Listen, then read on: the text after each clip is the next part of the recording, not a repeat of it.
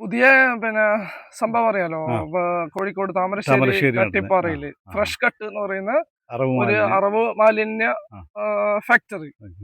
അതായത് ടൺ കണക്കിന് മാലിന്യങ്ങളാണ് ദിവസവും എന്ത് ചെയ്യുന്നത് അവിടെ എത്തുന്നതല്ല. അപ്പൊ അതിനെതിരെ സമരം ചെയ്ത നാട്ടുകാർക്കെതിരെ ഒരു ആക്ഷൻ കമ്മിറ്റിയുടെ നേതൃത്വത്തിലാണ് സമരം ചെയ്ത നാട്ടുകാർക്കെതിരെ പോലീസിന്റെ നടപടികൾ ഉണ്ടായതാണ് കഴിഞ്ഞ ദിവസം ഉണ്ടായ സംഭവം. വ്യാപകമായ അക്രമങ്ങൾ ഉണ്ടായി. ഫാക്ടറിക്ക് തീയിടുന്ന സംഭവം വരെ ഉണ്ടായി. പക്ഷെ CPM-ഉം സർക്കാരും സ്വീകരിക്കുന്ന ഒരു നിലപാടുണ്ട്. അതാണ് വളരെ അപകടകരമായ നിലപാട്.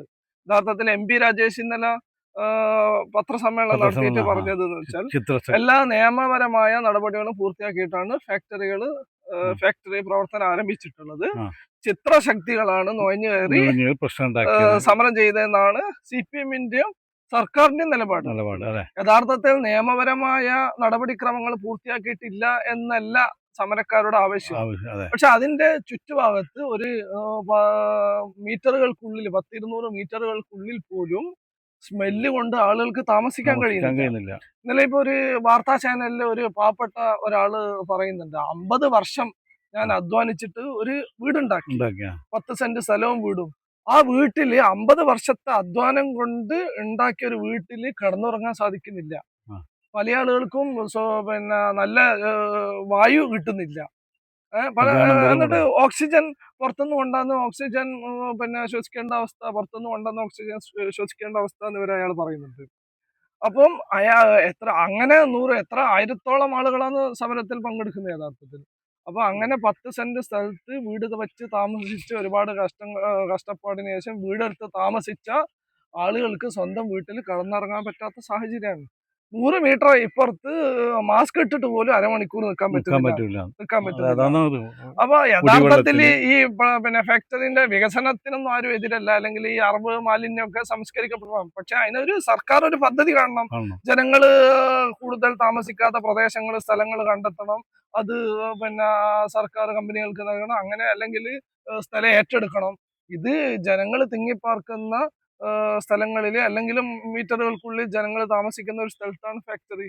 അതിനോട് പിന്നെ CPM സ്വീകരിക്കുന്നത്. CPM ജില്ലാ സെക്രട്ടറി പറഞ്ഞത് ഇതേ വാചകം തന്നെയാണ്. STPI ആണ് സമരത്തിന് പിന്നില്, ചിത്രശക്തികളാണ് സമരത്തിന് പിന്നില് എന്നാണ് പറഞ്ഞത്. എല്ലാ ജനകീയ സമരങ്ങളോടും CPM-നും സർക്കാരിനും ഇപ്പൊ യഥാർത്ഥത്തിൽ പുച്ഛാണ്.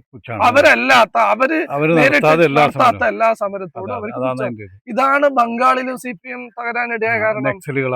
സിംഗൂരില് സമരം നടത്തിയപ്പോ, നന്ദിഗ്രാമില് സമരം നടത്തിയപ്പോ അവിടുത്തെ സാധാരണക്കാരായ പട്ടിണി പാവങ്ങള്, സാധാരണക്കാരായ ദരിദ്രരായ ആളുകള് സമരം നടത്തിയപ്പോ അവരെ നക്സലൈറ്റുകളായും തീവ്രവാദികളായിട്ടും മുദ്രകുത്തി വൻകിട കമ്പനികൾക്കൊപ്പം, ടാറ്റക്കൊപ്പം നിൽക്കുന്ന സമീപനമാണ് സർക്കാർ സ്വീകരിച്ചത്.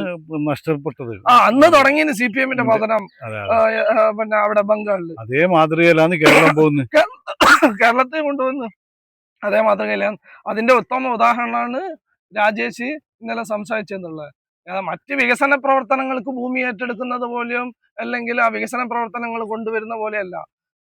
ഇതെന്ന് പറഞ്ഞാൽ ആളുകൾക്ക് ശുദ്ധവായു കിട്ടുന്നില്ല, വാസന കൊണ്ട് ആളുകൾക്ക് വെള്ളത്തിന് ഇത് കലരുന്നുണ്ട്. വെള്ളത്തിന് അവിടെ ഒരു കല്യാണം നടക്കുന്നില്ല എന്നാ പറയുന്നത്.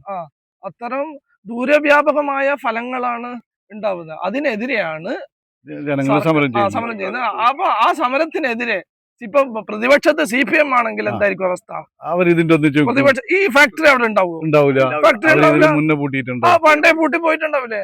അപ്പൊ CPM ഭരിക്കുമ്പോ എന്താ സംഭവിക്കുന്നത് വെച്ചാൽ സമരക്കാരുടെ ഏറ്റവും തീവ്രവാദികളും നക്സലേറ്റുകളും ചിത്രശക്തികളുമായി മാറുന്നത്. ഈ പ്രശ്നത്തിന് പരിഹാരം കാണാൻ യഥാർത്ഥത്തിൽ ഉന്നത പോലീസ് ഉദ്യോഗസ്ഥർ 2 ആഴ്ച അവിടെ പോയി താമസിക്കണം എന്ന് പറയാം. എല്ലാവരും അവരെ ഫാമിലി 2 ആഴ്ച, ഫാക്ടറിന്റെ ഉടമന 2 ആഴ്ച, നിങ്ങൾ 1 മാസം ഈ ജനങ്ങൾ താമസിക്കുന്നിടത്ത് പോയി താമസിക്കാൻ വേണ്ടി എന്നിട്ട് തീരുമാനം എടുക്കുന്ന പറയാം. കഴിയൂല. ഇന്നലെ അയാൾ പറയുന്നത് കേട്ട് അത്രമാത്രം കഷ്ടപ്പെട്ട് വീടെടുത്ത് താമസിക്കുന്ന ആളുകൾക്ക് അവിടെ താമസിക്കാൻ പറ്റുന്നില്ല. അതാണ് ഇന്ന് ആ ഫ്രഷ് കട്ടുമായി ബന്ധപ്പെട്ട് പറയാനുള്ളത്. സർക്കാർ സമീപനം തിരുത്തണം യഥാർത്ഥത്തില്. ഇപ്പൊ പോലീസ് നരനായിട്ട് കൂടി നടക്കുകയാണ്. ആളുകൾക്കെതിരെ കേസെടുത്തിട്ടുണ്ട്. എന്നിട്ട് വീടുകൾ കയറി ഭീകരാന്തരീക്ഷം സൃഷ്ടിക്കാണ്.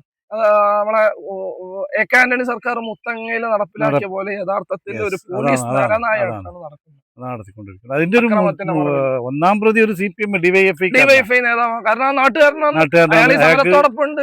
അയാൾക്ക് എല്ലാ അനങ്ങാതിരിക്കാൻ രാഷ്ട്രീയ പറ്റില്ല. പാർട്ടികളിൽ പെട്ട ആളുകളും രാഷ്ട്രീയ ഇല്ലാത്ത ആളുകളും മതമുള്ളവനും മതം ഇല്ലാത്തവനും ഒക്കെ ഈ എല്ലാം സമരത്തെ ഉണ്ട്. സപ്പോർട്ട് അവര് ചെയ്യുന്നു. അവരെ ജീവിത പ്രശ്നമാണ്. ഇത് കാണാതെ ഒരു സർക്കാരിന് മുമ്പോട്ട് പോകാൻ കഴിയുമോ? അത് കാണണ്ടേ സർക്കാർ? ഒരു LDF-ന്റെ CPM-ന്റെ ഒരു തകർച്ചയുടെ ആരംഭമാണ് ഇവിടെ തുടങ്ങിക്കൊണ്ടിരിക്കുന്നത്.